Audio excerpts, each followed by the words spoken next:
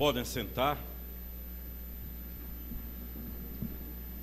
Hoje nós cantamos alguns dos louvores que pessoalmente eu mais gosto em toda a hinologia brasileira. Por exemplo, Purifica-me, de Kleber.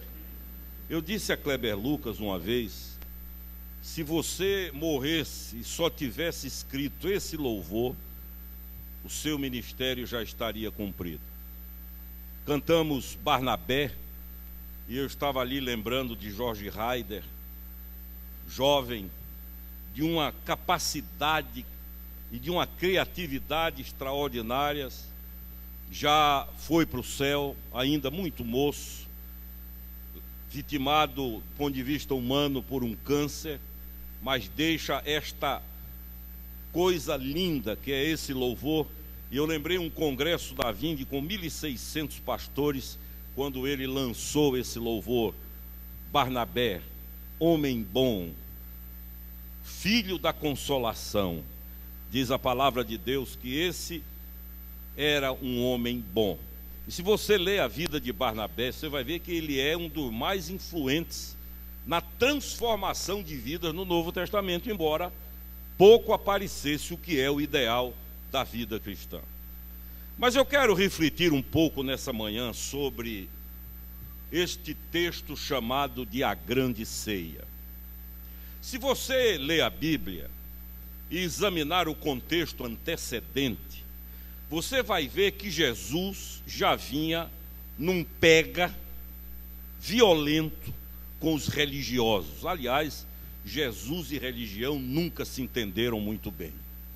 Na verdade, eu dou graças a Deus porque Jesus nunca foi e nem é religioso.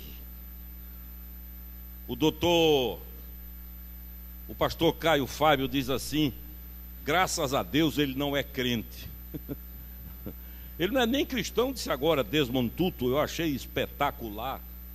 Porque sempre houve um choque entre a estrutura do que se chama de religiosidade e a liberdade de vida para se ser o que é proposta por Jesus de Nazaré. Os fariseus, os saduceus, os essênios, os zelotes, que eram o extrato, o suprassumo da religiosidade naqueles dias, eles sempre bateram de frente com Jesus. Eles não se conformavam, por exemplo, com o tipo de gente que Jesus andava. Eles eram seletivos, segregadores, discriminadores, e de vez em quando passavam por um local, estava Jesus com bêbados, mais adiante conversando com prostitutas, logo à frente batendo um papo agradável com coletores de impostos que eram odiados naquele dia, e eles censuravam, criticavam e opunham-se a Jesus por isso. Chegaram a dizer: olhem, ele come e bebe com pecadores. Chegaram a taxá-lo de filho de Belzebu, que teria um correspondente dentro da cultura e da espiritualidade dos dias de hoje, que seria, por exemplo, um Exu caveira. E eles se chocam, eles se apavoram e taxam Jesus disso. Por quê? Pela capacidade que Jesus tem de dizer: vida verdadeira não é vida necessariamente religiosa. Isso porque a religião formata. Eu estou escrevendo um livreto cujo título vai ser Fundamentalismo Morfológico, a ditadura da formatação. Ou é assim ou não é. E os teólogos têm a mania de criar um cercado e botar Deus dentro e dizer: Deus só pode vir até aqui, Deus só pode fazer isso. Aí Deus se especializou em pular cerca e fazer o que ele quer, porque ou ele é ou não é. A religiosidade impõe regras.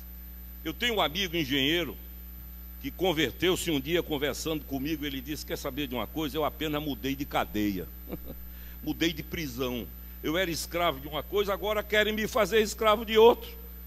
A religiosidade tornou-se estraga prazeres. Não pode isso, não pode aquilo, não toca aqui, não pega ali, não come isso, não bebe aquilo. E o indivíduo vai se podando. E daqui a pouco o que era para ser uma pessoa torna-se fragmentos de gente.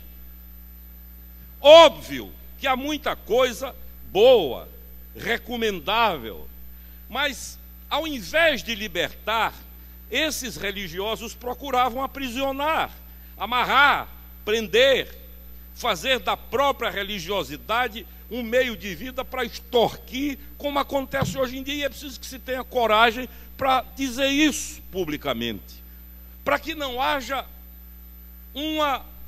para que não venha a se desqualificar a verdadeira fé cristã em razão disso que se chama de cristianismo. Aliás, do meu ponto de vista, o maior inimigo da fé cristã em 20 séculos de história é o próprio cristianismo, que em nome da fé mata, em nome da fé destrói, em nome da fé inverte os valores, em nome da fé ilude, em nome da fé engana.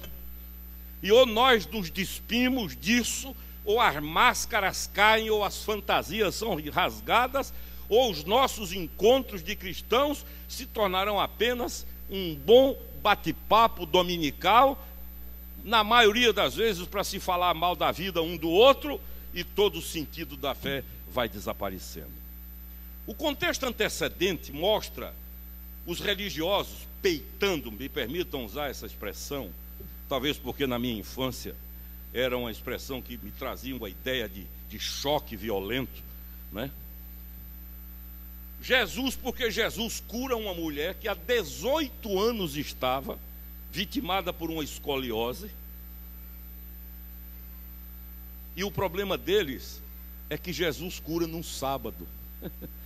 E eles ficam irados. Ele diz: não tem outro dia para curar. A equação é mais ou menos essa: é melhor que ela continue do jeito que está do que ferir as regras da religiosidade.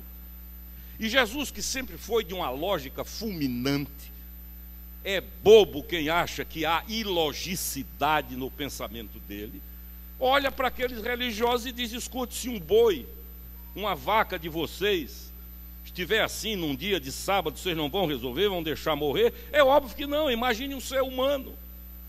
Depois ele vai a um jantar, no capítulo 14, enquanto todos olham enebriados para a beleza da festa, possivelmente da decoração, comentando os que chegam, os olhos dele caem sobre um hidrópico, sobre um doente.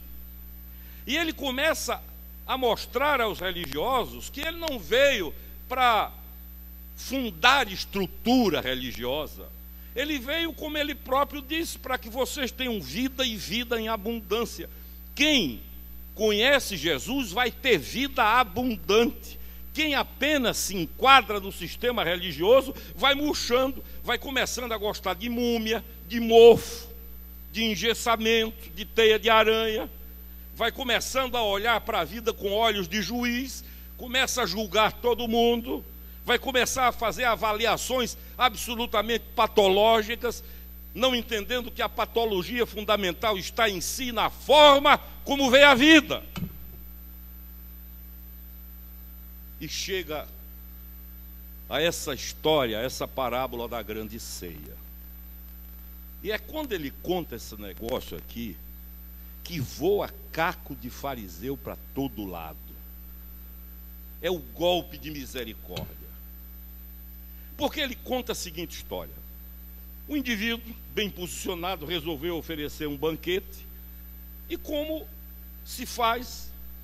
Ele pega o livro da Sociedade de Jerusalém e começa a relacionar quem vai convidar, e convida aqueles que são, me permitam criar isso, convidáveis.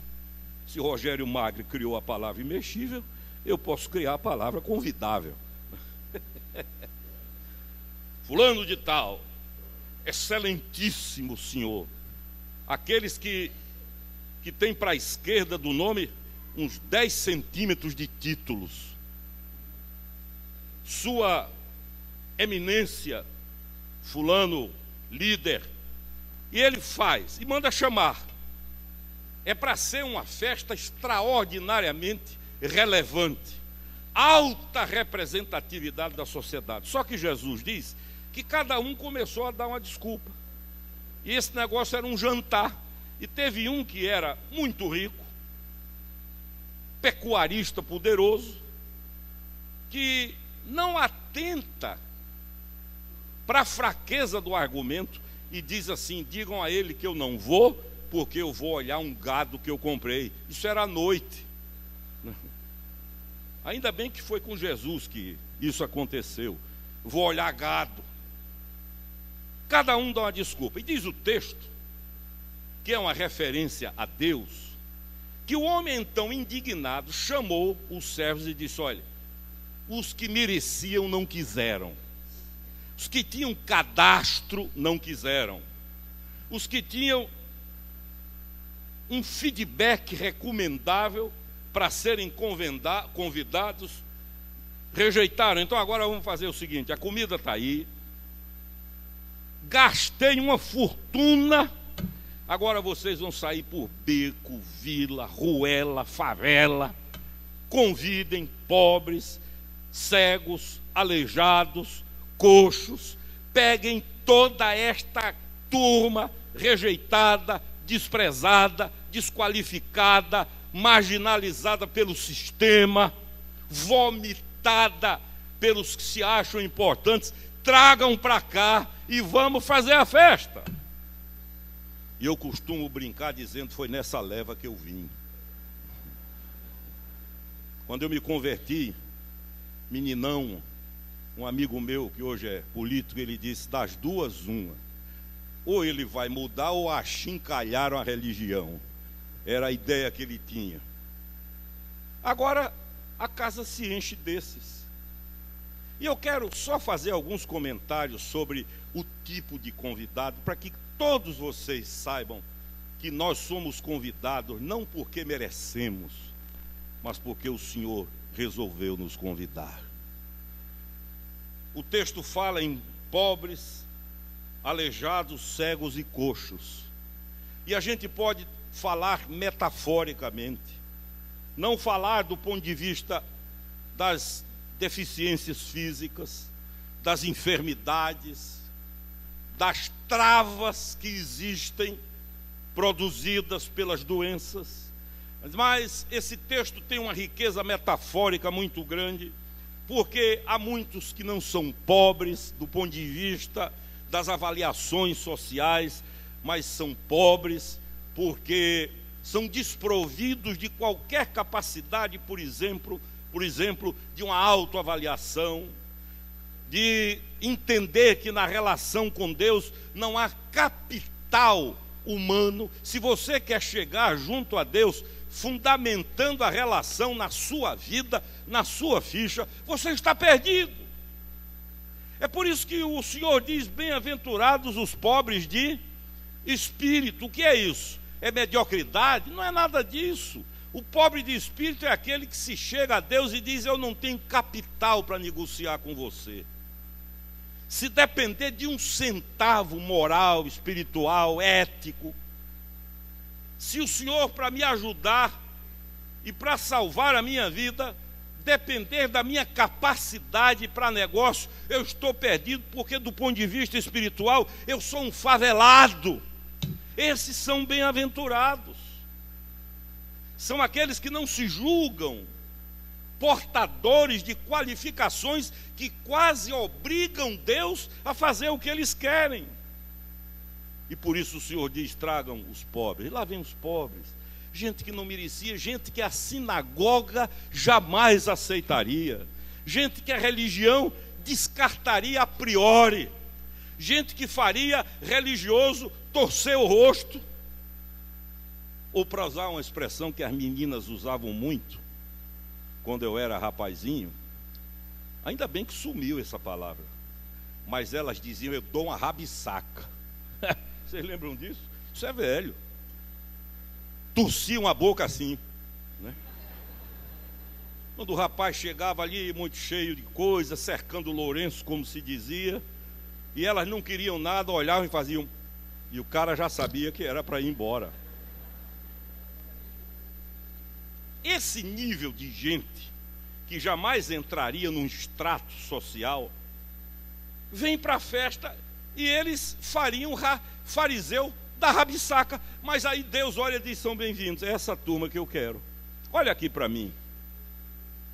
O que atrai, o que você tem e atrai, e é atração para Deus, não é o que você pensa que tem de bom, mas é exatamente o que você pensa que não presta.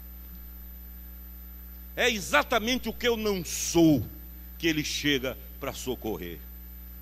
Eu contei aqui a história de um lixeiro de uma cidade, um grande pintor foi fazer um quadro e procurou saber qual era a maior característica da cidade. A cidade tem psiquismos. Se você ler os tratados e símbolos de Jung, você vai ver isso. Por exemplo, o Rio de Janeiro tem o psiquismo da diversão. Você pousa no Rio, já quer se divertir. O psiquismo de São Paulo é trabalho. Há um clima, e por aí vai. E as cidades têm características. Você não pode pintar, por exemplo, um quadro do Rio de Janeiro sem o Pão de Açúcar, sem o Corcovado. Você não pode pintar um quadro de São Paulo sem um arranha-céu. E esse pintor montou o ateliê e procurou saber o que era a maior característica da cidade. Isso era o lixeiro. Todo mundo aqui quer bem a ele. Esse cara é carismático, é lixeiro, mas é querido. E ele marcou o encontro e chega o lixeiro com aquele cheiro característico, né, cercado por um séquito de moscas, e conversa, e o pintor explica e diz: olha, eu vou te dar uma boa gratificação, e para você não pensar que é engano, está aqui a metade, amanhã, tal hora, em tal lugar. Marcaram o encontro. No outro dia ele espera o lixeiro, aí chega o indivíduo de barba feita, cabelo cortado, terno, gravata, sapato lustrado, e ele pensou que era o prefeito. E ele pergunta: quem é você? Diz: eu sou o lixeiro. Você é o lixeiro? Sou. Peguei o dinheiro que o senhor me deu, cortei o cabelo, tomei um banho, comprei uma colônia. E meu raciocínio é o seguinte: se o senhor me queria daquele jeito, imagine agora. E o artista diz: agora não serve. Eu queria você do jeito que você era. A grosso modo é isso que acontece conosco. Deus não se ilude com nossa maquiagem moral, espiritual. Deus não se deixa levar por nossa fantasia. Vivemos o século da imagem, mas a Bíblia diz: Deus não vê como vê o homem, porque o homem vê a imagem, mas Deus vê o coração. E por isso os pobres são bem-vindos. Você não tem o que dar a Deus, é bem-vindo. Você não tem virtudes que aparentemente líderes religiosos têm. Você se julga desprovido de capital para se apresentar a Deus, é bem-vindo. Depois ele diz que junto com esses aí chegaram os aleijados. Metaforicamente falando, a gente pode dizer que o que conceitua a ideia de um aleijado é alguém incompleto, que falta algo, não está planificado para o exercício da vida. E há muitas pessoas que foram aleijadas pela vida, amputações que aconteceram, destruição de relacionamentos, famílias demolidas, gente que se vê amputada emocionalmente, gente que já vai se tornando insensível e perdendo a capacidade de crer, capacidade de perdoar, capacidade de amar, já sofreu tanto que torna-se cínico ou insensível e já não acredita mais nessas coisas, de tanto que foi enganado, passado para trás.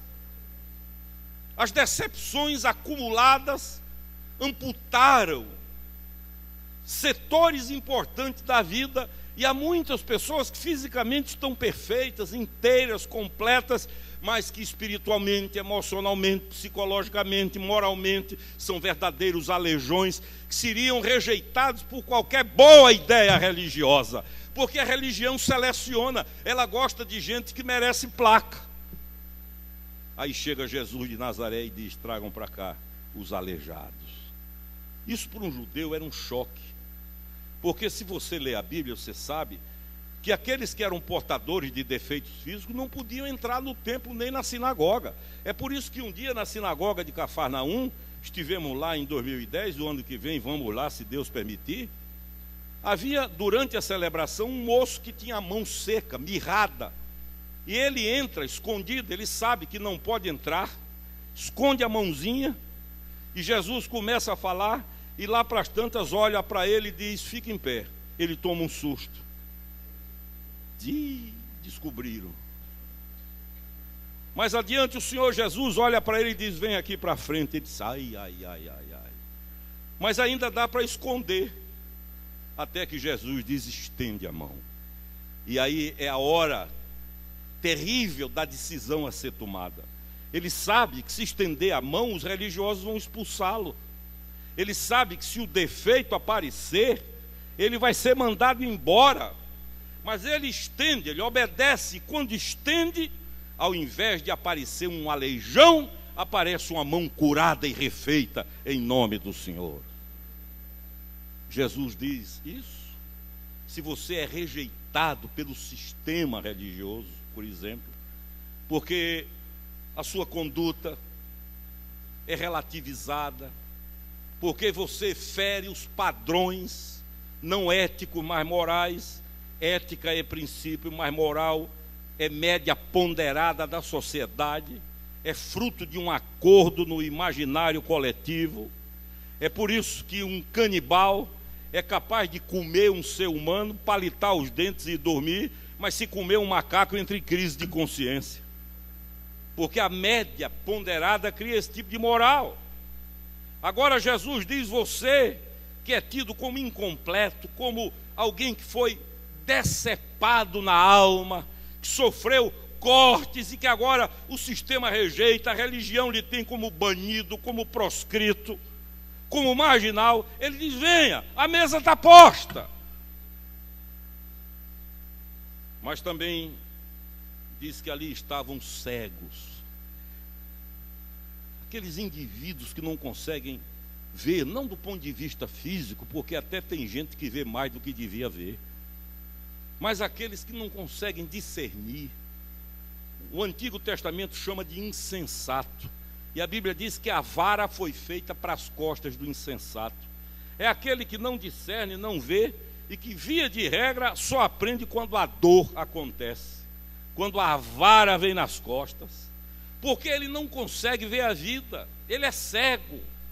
Eu tenho pregado aqui insistentemente nos meus 40 anos de vida pastoral, que nós somos o que os olhos são na maioria das vezes. É por isso que a Bíblia diz: para o puro tudo é puro, para o impuro tudo é impuro. Eu sou na maioria das vezes o que eu vejo. Quando a saúde, e o próprio Jesus disse: os olhos são a lâmpada do corpo. Se os teus olhos forem bons, diz ele, todo o teu corpo será luminoso. Mas se os teus olhos forem maus, tu estarás em trevas. E se a luz que há em ti são trevas, que grandes trevas serão. Ainda ontem contei a história daquela velhinha que tinha uma empregada doméstica, e a velhinha tinha um móvel, e ela mandava a menina limpar com óleo de peroba. Eu tenho 2 traumas na vida, na infância: óleo de peroba e caol. Um para limpar a prata, que minha mãe escalava a gente, e cera cachopa. Cada um de nós tinha uma tarefa: limpar prata com caol, limpar móvel com óleo de peroba, e passar o escovão na casa com cera cachopa. E a menina pegou uma flanela, passou no móvel, óleo de peroba. A velhinha olhou: está sujo. Tem patroa assim, não tem? Aí a menina vem, limpa, fica suadinha. A patroa olha e diz: piorou. Aí ela diz: não é possível. Chama a patroa e diz: olha, não me tenha como alguém que lhe falta com respeito, mas por favor, me empreste aqui seu óculos. Aí pega o óculos, olha, está imundo, igual o meu quando Dona Carmen pega, e é a minha salvação. Ela olhou os óculos da patroa, aí levou na pia, lavou, limpou, ficou uma coisa extraordinária, botou nos olhos da velhinha. A velhinha olhou e disse: agora você limpou. Até que enfim limpou. O problema não estava no móvel, estava na lente. Se eu colocar uma lente azul, vou sair ali e vou dizer: ih, Recife azulou. Se eu colocar uma lente amarela, vou chegar em Boa Viagem e o mar amarelou. Nós somos assim. Então há muita gente vendo demais do ponto de vista fisiológico, mas míope e quase cego para não ver as coisas que devem ser vistas. Esses a religião rejeita. Aí Jesus diz: venham. E finalmente ele fala dos coxos, aqueles que querem andar, mas não conseguem. São aqueles que olham para Deus e dizem: querer eu quero, mas não consigo. Meu coração quer andar com o Senhor, mas eu manco. A minha alma tem sede de caminhar com o Senhor, mas quando eu procuro ir, eu caio. Levanto, dou 2 passos, caio. Levanto, dou 3 passos, caio. Levanto, caminho 100 metros, 150 metros, despenco. Eu não consigo andar. Gente assim também é rejeitada pela vitrine religiosa, porque ela busca perfumados, mauricinhos, comportados. O que Jesus está dizendo é que este banquete é o banquete para os desvalidos, para os que se sabem limitados. Porque olha aqui, o reino de Deus não é para quem se acha merecedor, é para quem se sabe limitado.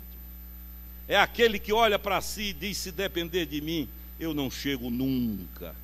Se depender de mim, eu não entro nunca. Esses têm prioridade, e a esses o Senhor dirá um dia: vinde, benditos do meu Pai, tomem posses, ou tomai posse do reino que vos está preparado desde antes da fundação do mundo. É por isso que diante de uma adúltera humilhada, pisada, esmagada pela opinião pública e levada à praça por quem? Pelo braço de quem? Do religioso. O Senhor olha e diz: ninguém te condenou, eu também não te condeno. Vai em paz, muda de vida. Muda esse estilo de caminhada. É um ladrão que antes do último suspiro olha de lado, a ficha cai, ele diz: meu Deus, é Deus que está aqui do lado. E sem ter mais tempo nenhum para nenhum tipo de boa ação, lembra-te de mim quando entrares no teu reino. Ao que o Senhor responde dizendo: hoje mesmo estarás comigo no paraíso. Antes das 6 da tarde, porque o dia do judeu terminava e termina com o pôr do sol. Antes que o sol se ponha, tu estarás comigo no paraíso. É esse tipo de gente. Agora, concluindo, isso nos leva a fazer a apologia do mal, do pecado? Não.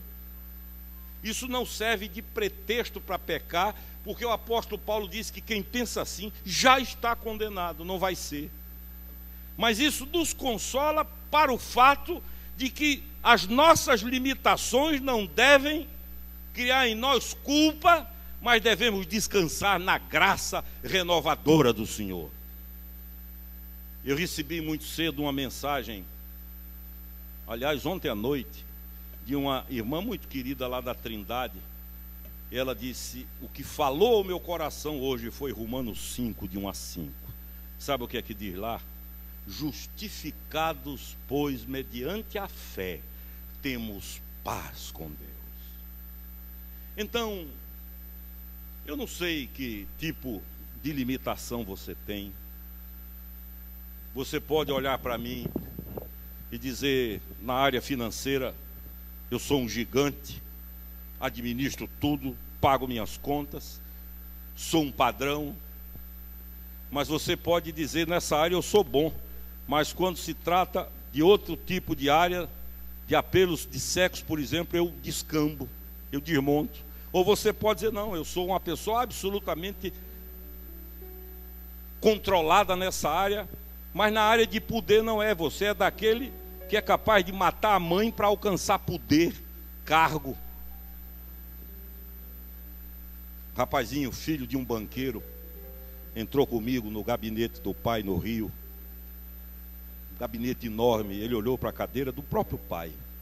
o dono do banco.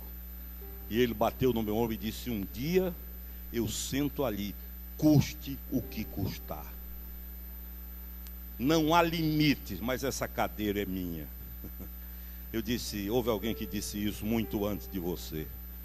Um indivíduo chamado Lúcifer. Ele olhou para o alto e disse: acima do trono de Deus me assentarei. Cuidado com a ambição desvinculada do caráter.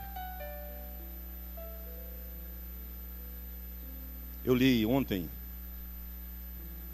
que um indivíduo chegou com uma mulher numa tipo padaria, né? Hoje tem um nome aí mais elegante. Fez um lanche, fez algumas compras. O dono do estabelecimento empacotou, e quando ele pagou tudo e preparou-se para ir embora, o cara entregou o pacote. Aí ele chega mais na frente, vai olhar o pacote. Quando abre, descobre que o indivíduo, o dono, entregou o pacote errado e deu um pacote de dinheiro, o apurado do dia.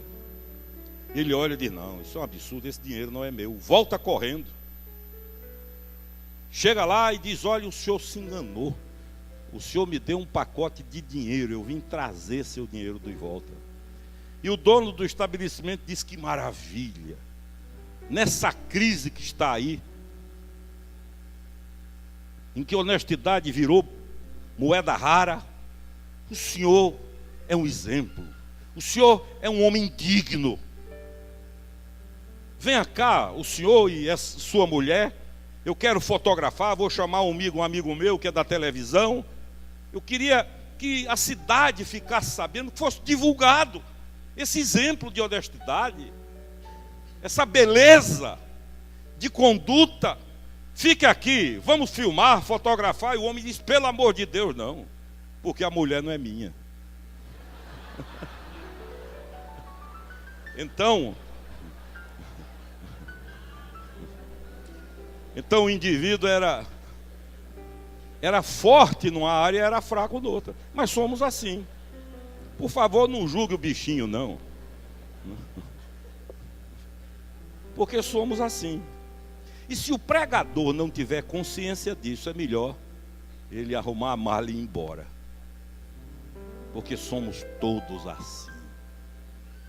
O resto, o que passar disso, é baile de máscaras. O que passar disso é encenação. É por isso que há uma beleza na igreja. A beleza, a coisa mais linda na igreja é quando nós nos socorremos mutuamente. Eu digo: meu irmão, você é forte numa área que eu sou fraco, me ampare. E eu vou te ajudar numa área que tu és fraco, mas eu tenho alguma resistência. E aí o corpo se completa. Mas quando um vira juiz do outro, aí esse corpo vai esclerosando, pode até crescer em número, mas vai morrendo, como propósito de Deus.